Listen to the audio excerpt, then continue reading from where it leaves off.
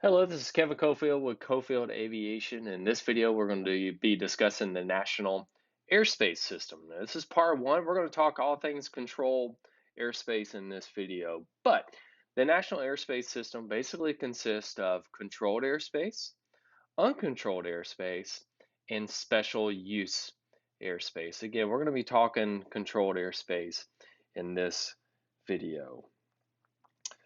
All right, let's go ahead and get started here looking at the National Airspace System. Now, controlled airspace consists of Class Alpha, Class Bravo, Class Charlie, Class Delta, and Class Echo airspace. Now, every airspace we're going to break down, if you'll see here as I zoom in, we're going to tell the typical dimensions of the airspace. That's not necessarily going to be very important because we're going to see the dimensions outlined on the sectional chart as we walk through this. But every airspace is basically going to have a communication requirement, a surveillance requirement, a VFR minimum requirement, and speed limits that we're going to talk about as well. Okay, this is all controlled airspace, but don't confuse that with controlled airspace, meaning that we have to talk to somebody. The basic purpose of controlled airspace is to keep IFR and VFR traffic separated. Okay, so IFR is instrument flight rules, VFR is visual flight rules. As a private pilot, we're all concerned about VFR, visual flight rules requirements. So when we talk about communication, doesn't necessarily mean that we have to talk to somebody, okay? But we'll break each one of those down.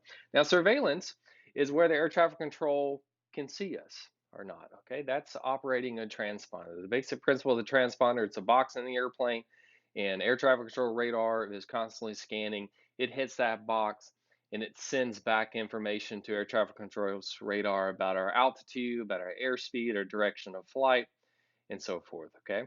So surveillance is just air traffic control being able to see us, all right? Now, also when we talk transponder, starting January the 1st of 2020, if you're operating in airspace where transponder is required, you also have to have ADSB out. So ADSB stands for Automatic Dependent Surveillance Broadcast, okay? It's basically what ADSB out is it's using GPS signals now to broadcast our location. So ADSB, you can see aircraft sitting on the ground, whereas previous to that, radar was a line of sight deal. So like flying around Gadsden, you'd have to be 4,000 feet for the radar in Birmingham or the radar in Atlanta to be able to hit your transponder and physically see it. But now air traffic control can see us on the ground because we're using GPS signals now to broadcast that out. So when we talk about surveillance, we're just talking about transponder. When we also talk about transponder, if transponder is required, we're talking the ADSB out as well. VFR minimums is just what the visibility and cloud clearances requirements are for that types of airspace. Now, remember that visual flight rules is all collision avoidance and obstacle scanning. So we have to see and avoid. That's the basic principle, okay? So as we walk through this airspace, you're going to see the different minimum visibilities. That all applies and all boils down to being able to have time to see other traffic and avoid it, or to see a mountain and avoid, to see an obstacle and avoid it. So that's the only purpose of the VFR minimums, is we have to see and avoid. Okay, that's IFR or instrument flight rules when we're flying by reference instruments, but we're flying by outside references, eyes outside for VFR traffic. And then we'll talk speed limits as well. So let's go ahead and start breaking this down. Class A, Class Alpha airspace dimension is flight level 180 to flight level 600. Now, starting above 18,000 feet, everything goes to flight levels, okay, all the way up to 60,000 feet. So instead of saying 20,000 feet or 25,000 feet, it's flight level 190 or flight level 250. So that's above 18,000 feet. Now, Class A is IFR only. You have to be instrument rated. You have to be on an IFR flight plan. So for VFR pilots, it doesn't matter. We cannot fly above flight level 180 VFR. Again, you have to be instrument rated and on an IFR flight plan, and the airplane has to be IFR certified as well. Surveillance is IFR only. Again, so we're not going to talk about that. VFR minimums, there are no VFR minimums because it's IFR only. And speed limits, we'll break that down. Basically, Mach 1. You can't go faster than the speed of sound over the US. Okay, let's go into the next one here, Class Bravo. B basically stands for busy. Okay, typical dimensions 30 nautical miles, surface to 10,000 feet. But again, it's not really important that we know the typical dimensions because the dimensions will be broadcasted on the chart. So let's go ahead and look at that here. Let's find an example of Class Bravo airspace. We're looking at the VFR sectional chart here. And here is an example of Class Bravo. I'm going to circle it right there. That blue, see all those blue lines there? That is an example of Class Bravo airspace. This is looking at Atlanta. There's also Class Bravo over here in Memphis. You can see that right there.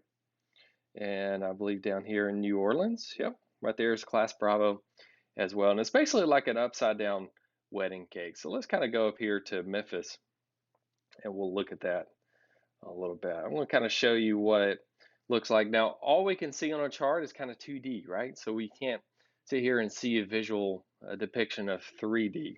But I'm going to show you here what it looks like in the profile. So if you can kind of see, it looks like an upside down wedding cake here. So the typical dimensions is going to tell you right here on the chart. So let's just say we were right over this private Mid-South Air Park right here. So Class Bravo right here is going to go from 3,000 feet to 10,000 feet. So that is the dimensions of Class Bravo airspace, all in this area right in here. Okay. So when we talk about different airspace, first we got to identify what airspace we're in. That's going by the VFR sectional chart, determine what airspace that we're in. If we look right here over this Eagles Ridge Airport, Mach Sierra 9, Class Bravo is going to go from 1,800 feet to 10,000 feet. So all in right here is Class Bravo from 1,800 feet to 10,000 feet. If you come right over here in the primary airport over Memphis, surface to 10,000 feet. If you come up over here over Mike 01, you got 1,800 to 10,000 feet again. Come over here to this private Nelson Airfield right here, 3,000 feet to 10,000 feet. So that's how to identify where Class Bravo starts. Let's go over here and do another example, maybe over Atlanta. Let's see where Class Bravo would be if we wanted to fly right over this Noonan Airport here. Charlie, Charlie, Oscar.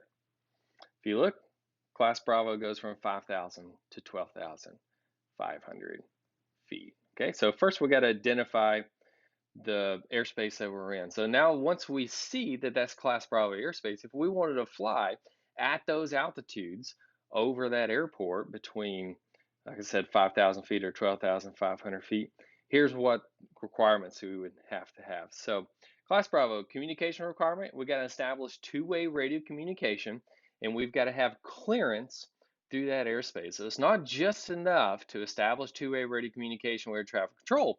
We've also got to hear the words, you're cleared through that airspace, okay? We can go through the Class Bravo airspace as a private pilot or a student pilot with endorsement. So a student pilot just can't fly in Class Bravo airspace, some of the busiest airspaces in the world, without prior training from an instructor and an endorsement saying that they've gotten training there. So again, two-way radio communication, and you got to hear the words cleared through the Class Bravo. Okay. Surveillance requirements within 30 nautical miles. You've got to have a mode C and ADS-B out. So again, surveillance is just the transponder requirements. Let me show you that. So if you can see here, this red and magenta line that goes all the way like that. So anywhere in here, regardless of altitude, you've got to have a transponder. So even if you were, say, over Charlie, Charlie, Oscar at 4,000 feet, you would be below Class Bravo airspace. We'll talk about what airspace you'd be at in just a minute. But you would still have to have a transponder because Class B is some of the busiest airspace in the world. So think about it. Air traffic control wants to be able to see you, see what altitude you're at, see what airspeed you're going, see what direction you're going. So even if they're not talking to you, even if, like I said in this example, over noon and Charlie Charlie Oscar, if he's at 4,000 feet, you would not have to be talking to anybody, but you would have to have a transponder ADS-B out. So air traffic control can see you and can navigate other airplanes that they are talking to around you. Okay. So within 30 nautical miles of the Class Bravo, you've got to have the ADS-B, and that's the surveillance. So let's go over here and look at Memphis again.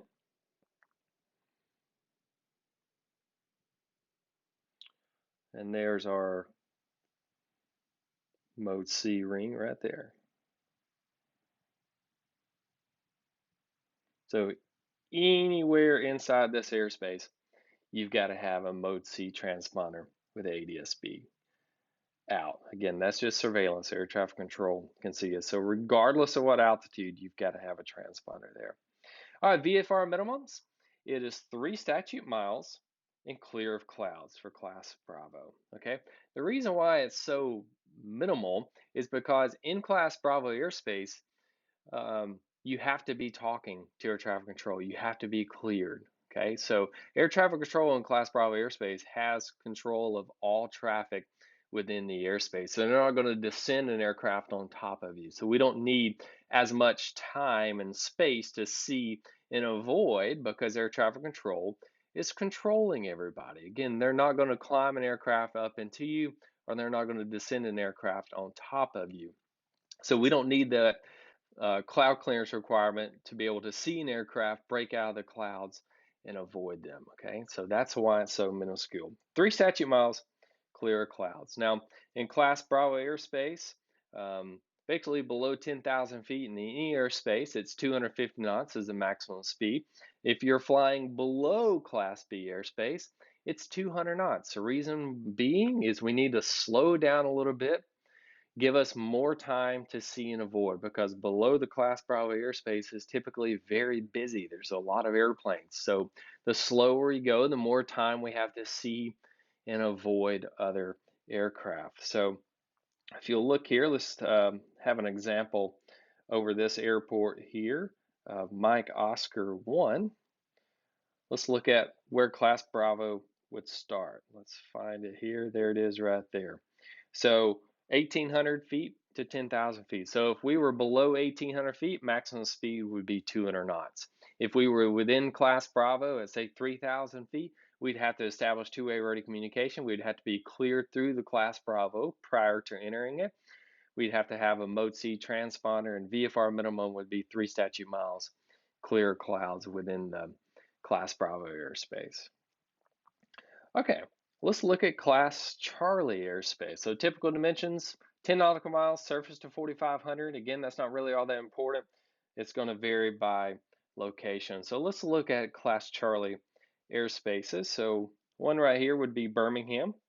And here's our Class Charlie. Same look as we have with a Class Bravo. We're going to have a little bit of an upside down wedding cake because we can only see this in 2D, but it's going to be a lot less with the Class Charlie. Okay, and right here is an example of a Class Charlie at Huntsville. So you can see it right there and all the different dimensions. Okay, so right over here at the Decatur Airport, let's look at that real quick.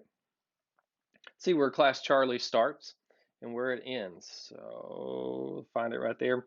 Class Charlie starts at 2,000 feet and ends at 4,600 feet. So that's how we can identify if we'd be in Class Charlie airspace. Let's do the same thing. Let's come down here to Birmingham. Right over top of this speedway right here, it looks like you're going to have 2,400 feet to 4,600 feet is going to be the dimensions there. So that's how we can identify if we're going to be in Class Charlie airspace. So let's go back and look at communication requirements. So if we want to enter Class Charlie airspace, we got to establish two-way radio communication unlike the Class Bravo, we do not have to be cleared through. We just got to establish two-way radio communication. So to be an example of like this, if we were wanting to fly in the Birmingham Class Charlie airspace, we're going to find the frequency, and we're basically going to call them up and go, Birmingham approach November 61651, and we'll stop and let them come back. If they say November 61651, stand by, we've established two-way radio communication, so we can fly through that Class Charlie airspace. Now, if they say aircraft call and stand by, we've not established two-way radio communication. So basically, if they come back with a tail number, or if they say 61651, remain outside the Class Charlie, then obviously we'd have to remain outside that airspace. But all we got to do is establish two-way radio communication, and we can enter the Class Charlie airspace. Surveillance-wise, we got to have Mode C transponder, which Mode C is ADS-B out, is one and the same now. So we got to have a transponder with ADS-B out and Mode C capabilities within and above the airspace. So let's go back here over top this speedway. If we're wanting to be between 2,400 feet and 4,600 feet, we're going to be within the Class Charlie. We've got to still establish two-way radio communication. We also got to have a Mode C transponder with ADS-B out. Also, anywhere above 4,600 feet, which would be above Class C airspace, we would still have to have a transponder. Okay, think about that.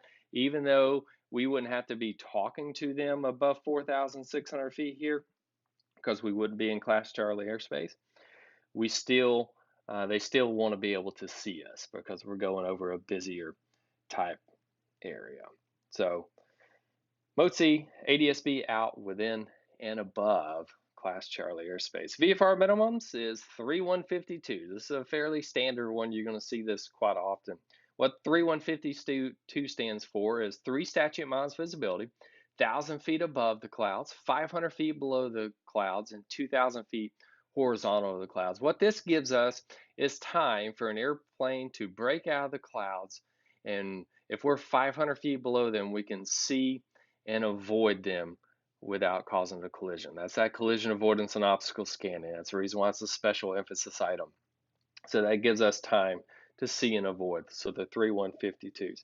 Speed limit within 4 nautical miles of the primary airport and below 2,000 feet, 2,500 feet AGL is maximum speed of 200 knots. So when we get closer into that primary airport, it gets busier with traffic, so we want to go slower so we can see and avoid other traffic in the traffic pattern or close proximity to the airport. That's within 4 nautical miles at or below 2,500 feet AGL, maximum speed of 200 knots.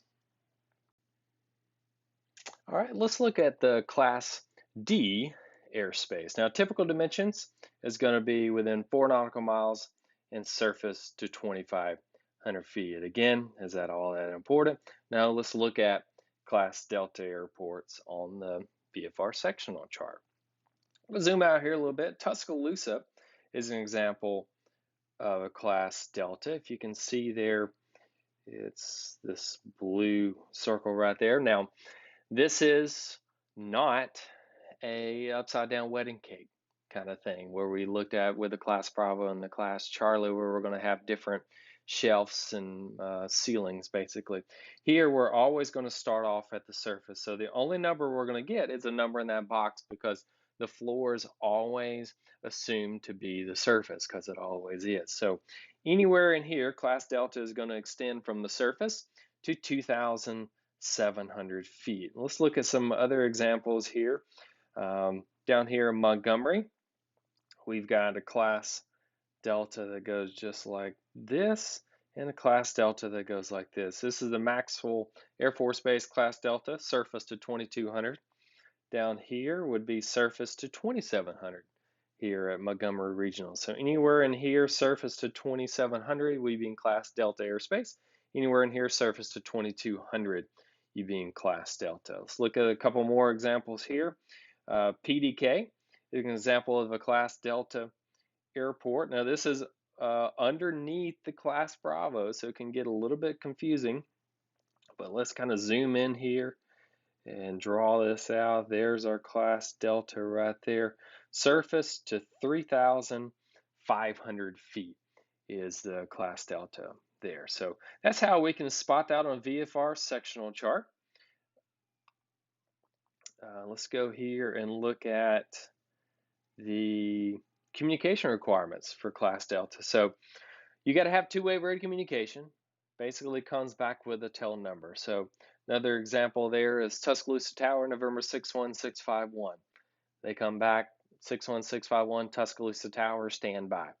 You've established two-way radio communication, so you can enter the airspace. If they say aircraft calling standby or 61651 remaining outside of the class Delta or whatever, you've not established two-way radio communication, you cannot enter their airspace. But again, communication requirement is just the two-way radio communication.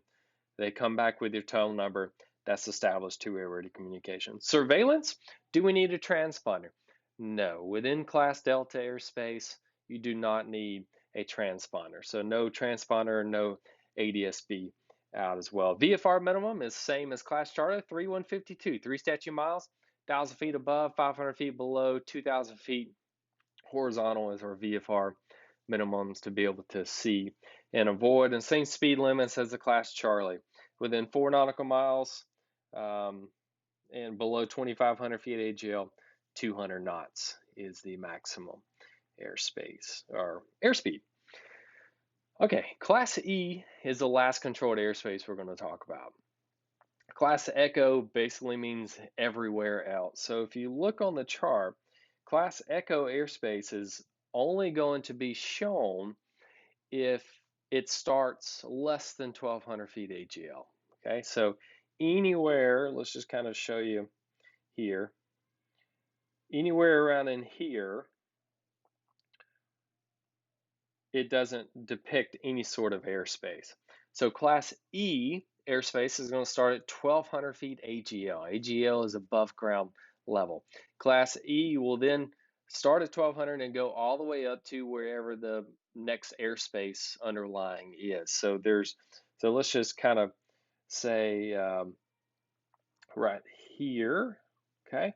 Class E would start at 1,200 feet. It would go up to flight level 180, so actually 17,999 feet. So it'll go up to the Class A airspace. So you see why E means basically everywhere else. Now, when Class E airspace is going to be less than 1,200 feet AGL, it's going to depict it on the chart. So if you'll see here, we call this kind of the shaded magenta. See, that's a shaded magenta, shaded right there, shaded right there, shaded right there. So all within here, what that shaded magenta does is that brings Class E airspace down to 700 feet AGL. The reason why they do that is to help keep IFR traffic and VFR traffic separated for a longer period of time. So you'll see it around airports that have IFR approaches. They'll bring that Class E airspace down to 700 feet AGL to keep IFR traffic in controlled airspace for a longer period of time. So that's what that shaded magenta does, is it brings it down to 700 feet AGL. Let's look at a couple more examples. Here's another example of this shaded magenta right over the Walker County Airport. So anywhere in here, Class E airspace starts at 700 feet AGL. And in this case, right over the top of the Jasper Airport, 700 feet AGL all the way up to 18,000 feet is Class E. From flight flow level 180 to flight level 600 would be Class A airspace, and then actually above 60,000 feet, flight level 600 is actually Class E airspace again. Now, a depiction of if Class E airspace started at the surface. They're going to have to tell us that on the VFR sectional chart. So let's kind of zoom in right here. If you look at Anniston, you can see this dotted magenta. It looks very similar to what the dotted blue would be on a Class Delta airport, except it's a dotted magenta. Bring it back over here. Okay, right there. So what that does is that takes Class E airspace and starts it at the surface. Okay, so with no depiction, like if you look right over here where that MEF figure is, maximum elevation figure, Class E airspace starts at 1,200 feet. If you look right here in the second circle that I'm doing, Class E airspace would start at 700 feet AGL because it's inside this shade of magenta. Where this dashed magenta is, inside of that, Class E airspace now starts at the surface. So that's how we can identify Class E airspace, is it shows us on the chart there. So once we can identify it, now let's see if there's any communication requirement. There is no communication requirement in Class Echo airspace. So even though it's control, we do not have to talk to air traffic control in Class C airspace. Now surveillance, if you're above 10,000 feet in Class C airspace, you have to have a transponder with ADS-B out. If you are below 10,000 feet in Class C airspace, you do not have to have a transponder, and that transponder, and you do not have to have ADS-B out as well. So no transponders required in Class Echo airspace below 10,000 feet. Now, VFR minimums is below 10,000 feet to 3152. So that's pretty standard here. 3 statute miles, 1,000 feet above, 500 feet below, 2,000 feet horizontal. However, above 10,000 feet, it goes to 5111. So 5 statute miles visibility, 1,000 feet above, 1,000 feet below, and 1 mile horizontal. The reason being is below 10,000 feet, the maximum speed is 250 knots. So we only need 3 statute miles and 1,000 feet above, 500 feet below, and 2,000 feet horizontal to be able to see and avoid. But once we get above 10,000 feet, even in Class C airspace, the maximum speed is now Mach 1. So you could have aircraft doing 400 knots or 500 knots. So we need that extra visibility to see and avoid. So that's why it goes up to 5 statute miles, 1,000 feet below, 1,000 feet above, 1 mile horizontal, is because aircraft are moving faster. We need more time to see and avoid for collision avoidance and obstacle scanning there. So that's all the different types of airspace. Let's have a quick review here. Class Bravo is busy. There's an example of the Class Bravo, and it's going to be shelf area. So if you look maybe right over here on top of Roswell, Georgia, 7,000 to 12,500. So if we wanted to fly inside of that airspace, we would need to maintain two-way radio communication. We got to be cleared through the Class Bravo. We have to have a transponder and ADS-B all within 30 nautical miles of the primary Class B because of that Mode C veil there. And then within the Class Bravo or VFR minimums of 3 statute miles and clear of clouds. Class Charlie airspace is going to be like this here in Birmingham. If you see right over here on top of Pinson, 2,400 to 4,600 feet is a Class Charlie. If we wanted to fly in that airspace, we would have to establish two-way radio communication. Basically, they come back with their tail number. Within and above the Class Charlie airspace, we got to have an ADS-B and transponder there. And VFR minimums would be your 3152. So 3 statute miles, 1,000 feet above, 500 feet below, 2,000 feet horizontal. Within 4 nautical miles of the primary airport and below 2,500 feet is 200 knots maximum speed. So look at a Class Delta airspace. There's our Class Delta. Surface to 2,700 feet. If we want to fly in this Class Delta airspace, we got to establish two-way radio communication with the tower. So they have to read back our tail number. There is no transponder ADS-B required in Class Delta airspace. VFR minimums is the 3152, 3 statute miles, 1,000 feet above, 500 feet below, 2,000 feet horizontal, and 200 knots maximum speed within 4 nautical miles and 2,500 feet AGL. And a quick snippet here, the blue indicates a towered field. The magenta is an uncontrolled field, just as a quick snippet there. Now, Class E is everywhere else. So below 10,000 feet, Class E airspace, the visibility, there's no communication requirement. The visibility requirement is the 3152, 3 statute miles, 1,000 feet above, 500 feet below, 2,000 feet horizontal, and there's no ADS-B or surveillance required. Anywhere where there is no depiction, Class E starts at 1,200 feet and goes up to the underlying airspace. So in this case, where the scribbly lines are, that would go up to 18,000 feet. Over top of 20 Alpha, this shade of magenta brings Class E airspace down to 700 feet AGL. So 700 feet AGL all the way up to 18,000 feet is Class E.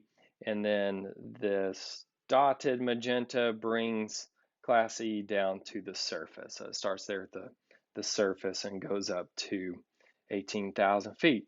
Let's have an example of, let's just say right here over top of the PDK airport. Let's talk about what airspace that would be. So starting at the surface, it'd be a Class D all the way up to 3,500. Starting at 3,500 until the underlying Class Bravo is 7,000 feet. So from 3,500 feet to 7,000 feet, you're going to be in Class Echo airspace. From 7,000 feet to 12,500 feet, you're going to be in Class Bravo right here over PDK. From 12,500 feet to 18,000 feet, you're going to be in Class Echo airspace. From 18,000 feet to 60,000 feet, you're going to be in Class A airspace. Above 60,000 feet would be Class E airspace.